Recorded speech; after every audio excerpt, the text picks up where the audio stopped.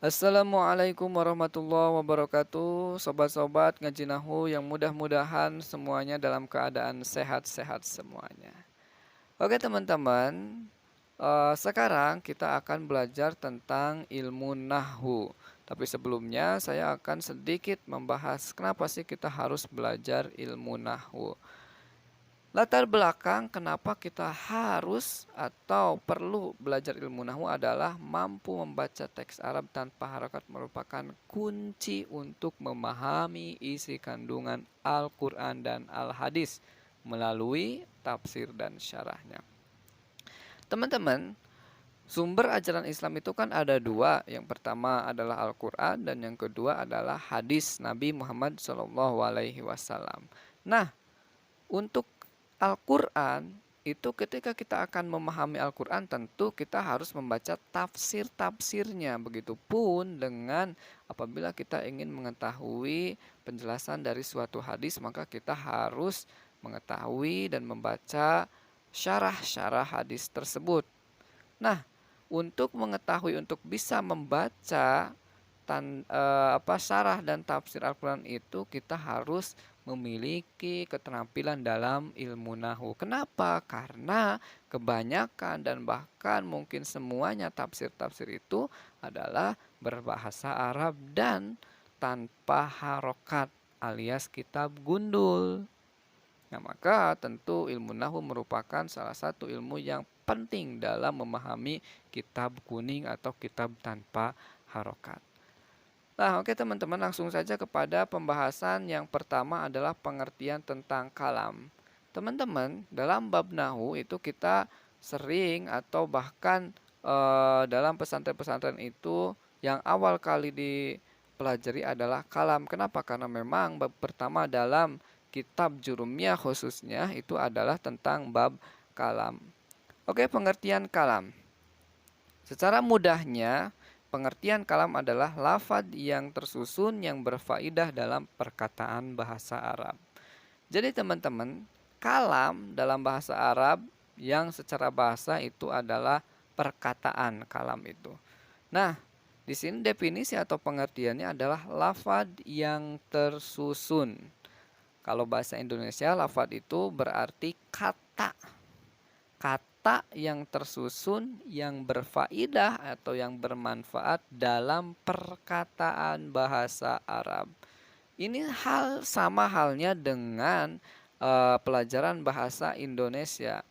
Suatu kalimat, nah kalam ini juga bisa diartikan sebagai kalimat dalam bahasa Indonesianya. Jadi kalimat dalam bahasa Indonesia itu kan terdiri dari beberapa kata. Sama halnya dengan kalam. Kalam juga terdiri dari beberapa lafaz.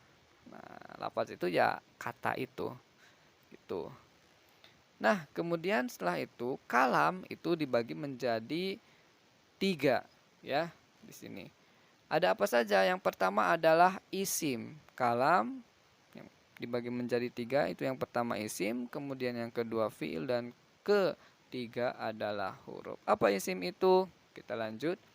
Isim adalah kata yang tidak terikat dengan waktu. Nah, teman-teman, isim itu secara gampangnya sering diartikan sebagai kata benda. Kalau dalam bahasa Indonesianya berarti isim itu adalah kata benda. Artinya benda itu tidak terikat dengan waktu.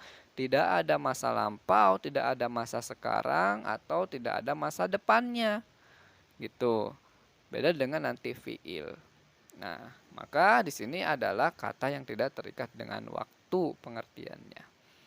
Kemudian setelah itu, tanda-tanda isim. Bagaimana kita mengetahui ketika belajar atau membaca teks Arab ini isim atau apa atau fiil?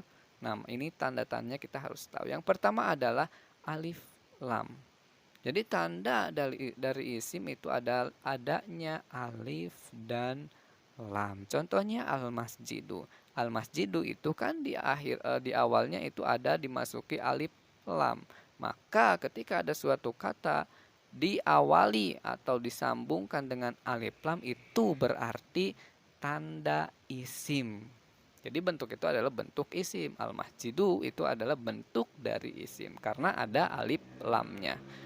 Kemudian yang kedua adalah tanwin. Jadi ciri atau tanda isim yang kedua adalah adanya tanwin. Masjidun.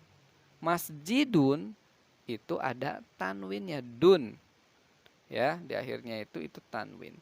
Kemudian yang ketiga adalah adanya huruf jar atau bisa dimasuki huruf jar isim itu. Contohnya fil masjidi.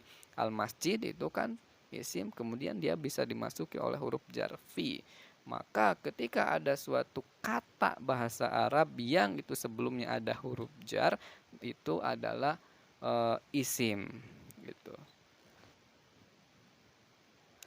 Oke, nah ini ada note, jika isim dimasuki alif lam maka tidak boleh ada tanwin, begitupun sebaliknya.